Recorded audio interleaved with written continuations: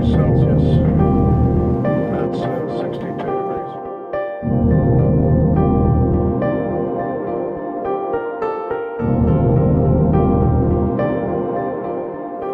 Japan. It's everything I imagined it to be.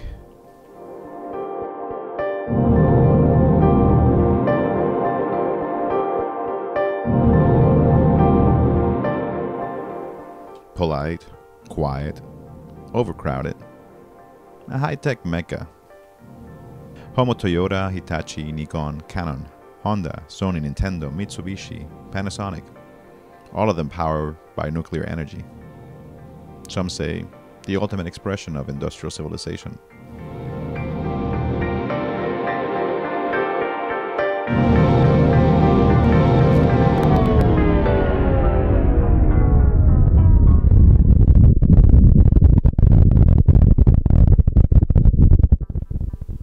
On March 11, 2011, a powerful earthquake damaged the cooling equipment at the Fukushima Daiichi nuclear power plant, causing the reactors to overheat and later melt down, releasing dangerous radioactive materials into the air and water.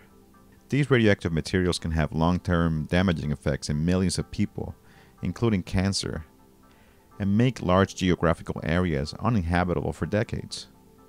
This is a story about a country at a crossroads, where technology and innovation are the proud achievements of a post-war nation. A story about how government and industry work together to blind the population to the dangers of radiation. But most importantly, this is a story of a ragtag group of troublemakers who have kick-started a massive anti-nuclear movement in a country where dissent is frowned upon. This is a story of resistance to stop the flows of radiation.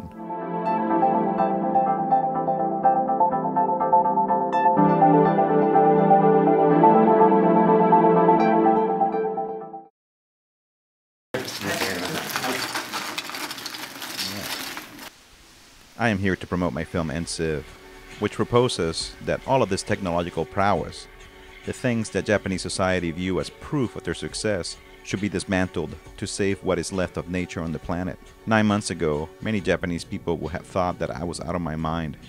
But the reality of the Fukushima nuclear meltdown has made some Japanese people reconsider. We have to know that our civilization produced nuclear power plants. It also produces plutonium, the civilization that human being created ended up like such a disaster. This is very deep, problem. We have to change how to live. It's very big, answer, but this is also another, important goal for non-nuclear. But before I tell you the story of the unlikely band of heroes of the anti-nuke movement, here are some not so random facts. 1. In August of 1945, the US attacked the Japanese cities of Hiroshima and Nagasaki with 2 nuclear bombs named Fat Man and Little Boy, killing more than 100,000 people. 2. By 1950, about 200,000 people in Hiroshima and Nagasaki died of radiation-related illnesses or side effects. 3. In 1954, the Japanese nuclear power program was started by war criminal Matsutaro Shoriki while working for the CIA and with the support of the US government. Shoriki is also credited with bringing American baseball and commercial television to Japan.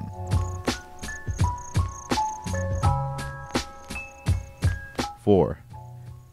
The menace of nuclear radiation is deeply ingrained in Japanese popular culture, most famously in the Godzilla franchise and the anime film Akira. 5. In Japan, the police can arrest you and hold you without charge for up to 23 days.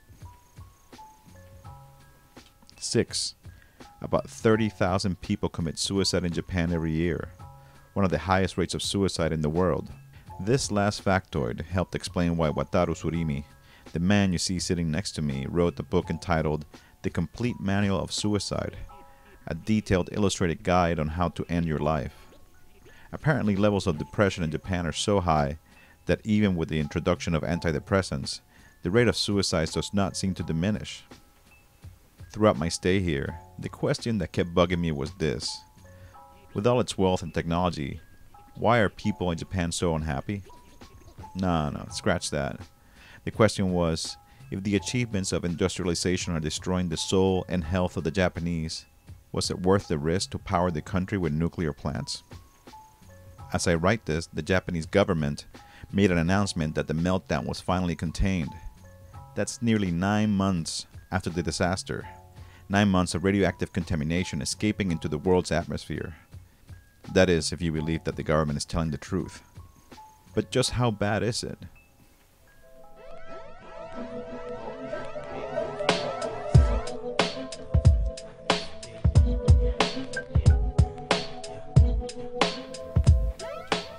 Judging from life in Fukushima City, it can't be all that bad. Walking around the city, you get the sense that it's business as usual.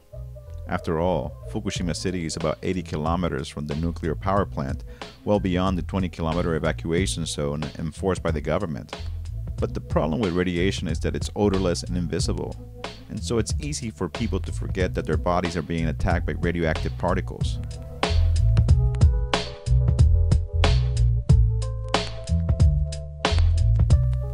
Wataru Iwata is a professional musician.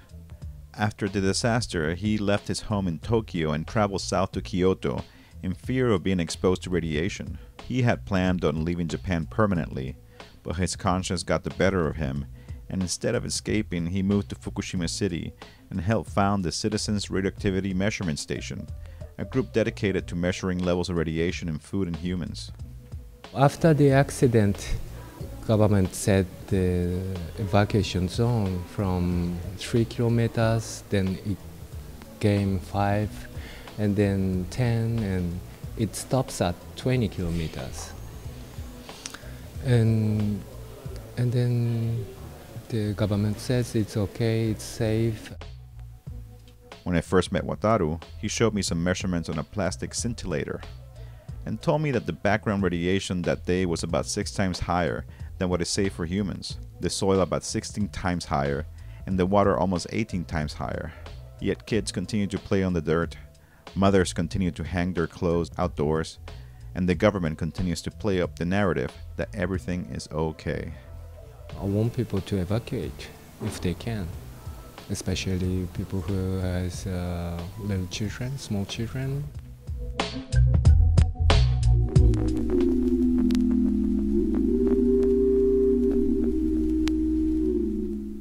Today, I am meeting with several anti-nuke activists in Chiyoda, a section of Tokyo that holds many government buildings and is also the home of TEPCO, the owner of the Fukushima Daiichi nuclear power plant. We're here because a high-profile member of the anti-nuke movement is being released from jail. The activist did not want to release his name and simply identified him as A.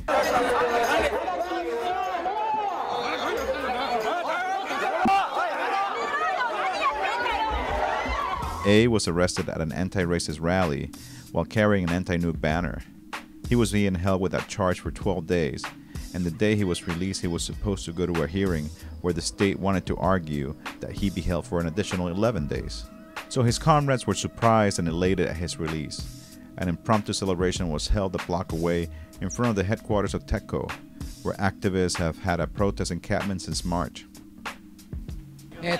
まず僕自身も、3月11日の直後から東京電力で抗議をしてきて A told me that the reason why the state is trying to crush the anti-nuke movement is because it has connected and unified all the social struggles in Japan, created one massive movement. He also told me that he believes that the Japanese state will not meet the demands of the anti-nuke movement, which includes the end of nuclear power in Japan.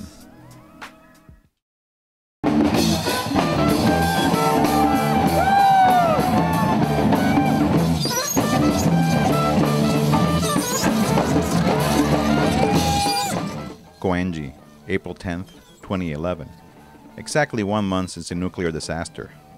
More than 15,000 people take part in a sound demonstration to demand an end to nuclear power. This is why the government is so scared. To put it in context, there hasn't been a large grassroots protest movement in Japan since the 70s, with a brief spike in the run-up to the US war with Iraq. Activism is not looked upon favorably by Japanese society, so a protest of even 1,000 people is a major event.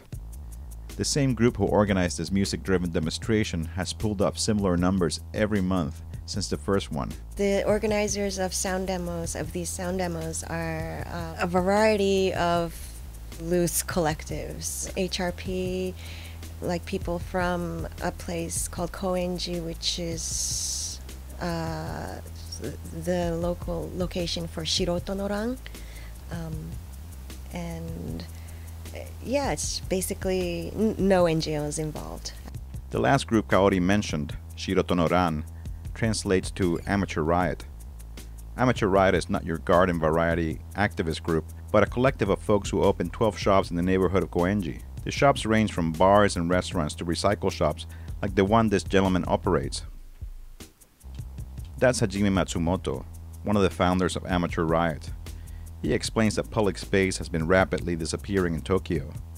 So opening shops was a way for them to reclaim space and have multiple locations to socialize and plot their actions. One of the spaces that has been instrumental to the success of the anti-nuke protests is Irregular Rhythm Asylum. For the past 9 years, Narita Keisuke has been running the tiny anarchist info shop that also serves as an impromptu restaurant, meeting room, and web design studio in the ward of Shinjuku, also the site of the largest grassroots anti-nuke demo to date.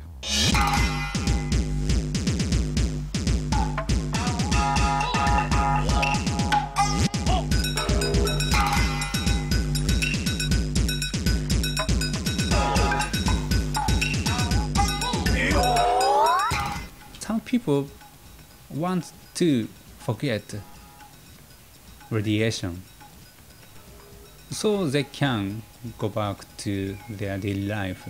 We did feel a big shake from the earthquake, but it was only that moment that we felt like emergency, or we felt danger. And now everything's gone back to normal. Everyone's like consuming, and we just wanted to raise awareness that this isn't the normal state that it used to be, and we're living in a nuclear polluted country.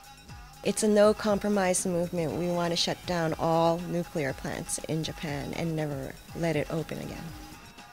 These sound demos have energized the youth, who are new to any sort of dissent, and have given the Japanese people a glimpse at what they can achieve when they stick together. Even though Japan's grassroots anti-nuke movement is in its infancy, the people I spoke to truly believe that they can stop nuclear power in their country. For people who doubt that this is possible, one only needs to look to Germany's anti-nuke movement, who after massive protests following the Fukushima disaster, put enough pressure on the government to effectively shut down nuclear power for good. Narita Keisuke sums up his comrades' can-do, yet irreverent attitude with this phrase. Ladies and gentlemen, you ain't seen nothing yet.